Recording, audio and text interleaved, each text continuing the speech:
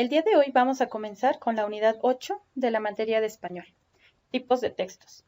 En primer lugar, vamos a revisar el siguiente cuadro que viene en su página 23 de su material. Los tipos de textos se pueden clasificar en descriptivos, narrativos, argumentativos, expositivos y dialogados y tienen una intención, modelos y estructura diferente. En el caso de los descriptivos, la intención comunicativa es describir un objeto, un lugar o una persona. ¿En dónde observamos estos? En los reportajes, en las descripciones literarias, en las guías turísticas.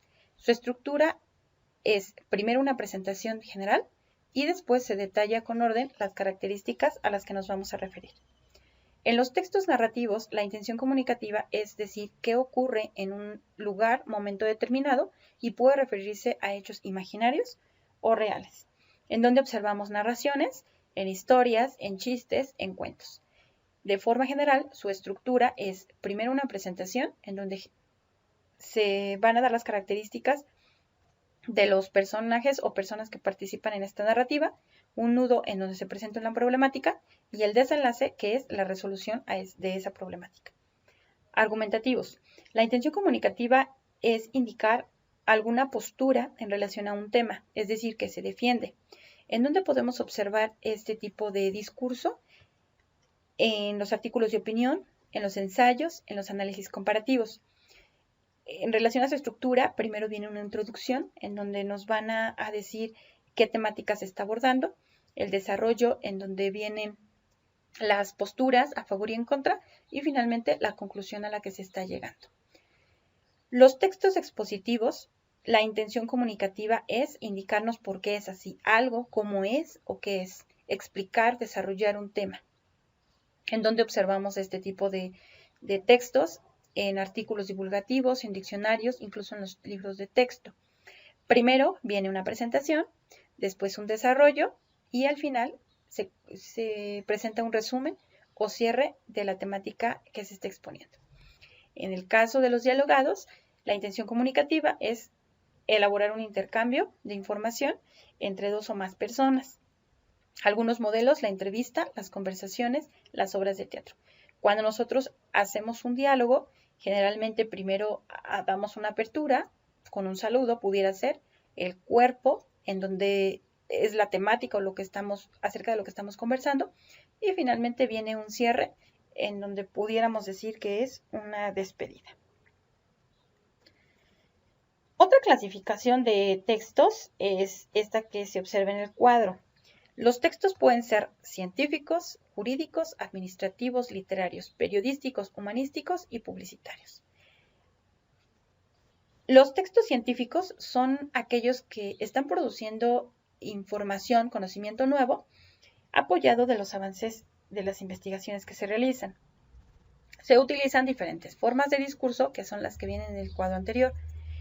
En el caso de los científicos, se observa más descripción y explicación. Jurídicos.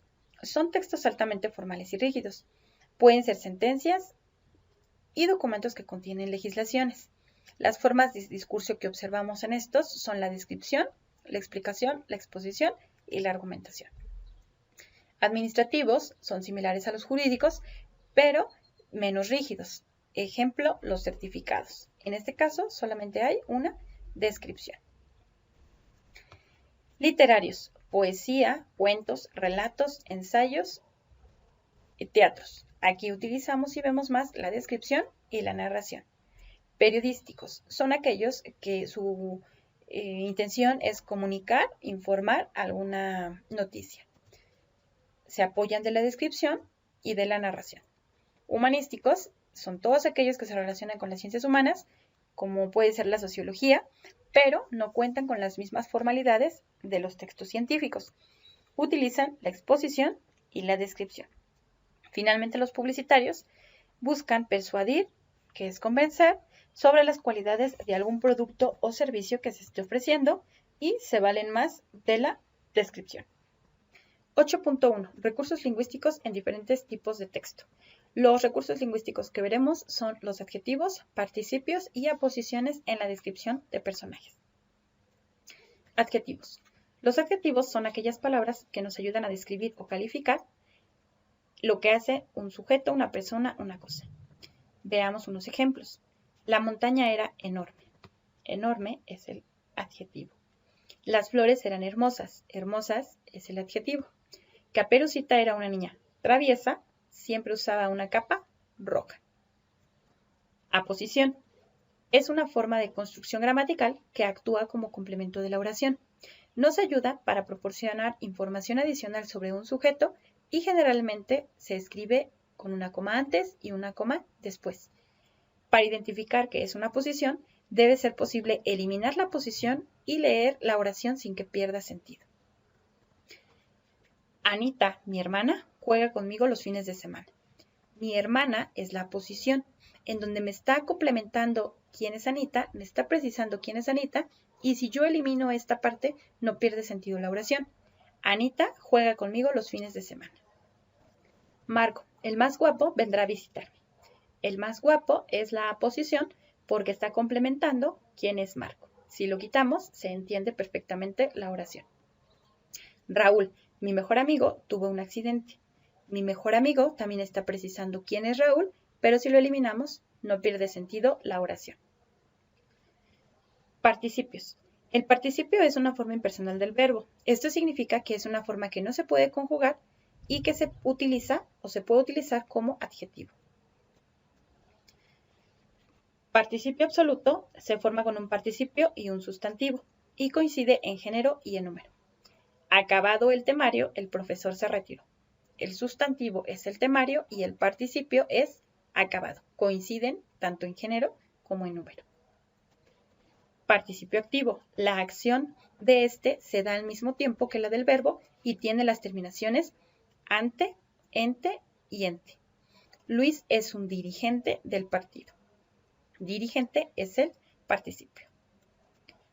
Participio pasivo. Expresa la acción anterior a la del verbo de la oración y sus terminaciones son ado e ido. Ya hemos acabado de comer. Acabado es nuestro participio. 8.1.2 Uso del tiempo pasado para narrar sucesos. Cuando nosotros utilizamos la narrativa, generalmente las descripciones o el cómo lo decimos lo hacemos en tiempo pasado. Veamos dos ejemplos. Pero algo amargo me subió por la garganta. Sentí que me ahogaba y un sudor frío empezó a emanar de mi frente. Luego empecé a temblar y la cámara cayó de mis manos. El muchacho obedeció cerrando la puerta con suavidad. Luego se acercó a la pared de libros y miró con precaución al otro lado. Después corrió a la recámara donde se asomó por la ventana y tiró la cuerda. Todas las palabras en negritas son verbos en tiempo pasado. 8.1.3 Uso del copretérito para describir situaciones de fondo o caracterizar personajes. Copretérito o pretérito imperfecto. Se utiliza para expresar una acción pasada que sucedió al mismo tiempo que otra, para expresar una acción que no se sabe cuándo terminó o que aún no ha concluido, para describir situaciones de fondo o caracterizar personajes. Son aquellas palabras, verbos que terminan en aba, abas, ábamos, aban, ia, ías, íamos e ian. Estudiaba, tenía, ganaba, moría, hacía, volvía, encontraba, son algunos ejemplos. Mientras se acercaban, el mono soltó un chillido tan fuerte que se despertó el anciano. Se está acercando cuando suelta el chillido. Son dos acciones que están sucediendo en el mismo momento. Una noche de luna llena, algunos niños decidieron aventurarse a acercarse al gran fuego que el anciano preparaba cada mes. Son dos acciones que también están sucediendo en el mismo momento. 8.2. El texto informativo. Se utiliza para dar a conocer una noticia o acontecimiento. En estos, el emisor solamente va a narrar los hechos, evitando expresar lo que sienta al respecto. Debe de ser verdadero y objetivo. Su propósito es comunicar o informar alguna cosa. ¿En dónde vemos textos informativos? En los diccionarios, enciclopedias, periódicos, circulares, memorándums, reportajes, revistas. 8.3. Documentos legales y administrativos. Documentos legales. Son expedidos por alguna autoridad oficial. Son de obligatorio cumplimiento y pueden otorgar permisos, indicar alguna sanción, establecer alguna norma o señalar ciertos comportamientos. Algunos de los documentos legales son la cédula profesional, la cartilla militar, un testamento, un acta de nacimiento, el INE y una sentencia. Documentos administrativos. Son aquellos que son emitidos por dependencias e instituciones públicas a los ciudadanos. Tienen una doble función, sirven de constancia y a la vez también comunican algo. El lenguaje que se utiliza aquí depende de a quién es dirigido ese mensaje. Ejemplos: un certificado de secundaria, un de primaria, un aviso de vencimiento de pago, una constancia o un certificado médico. El uso y función de los verbos deber, poder, tener y haber. Generalmente en los tipos de textos que acabamos de ver, administrativos y legales, se utilizan estos, ya que indican una obligatoriedad o una posibilidad.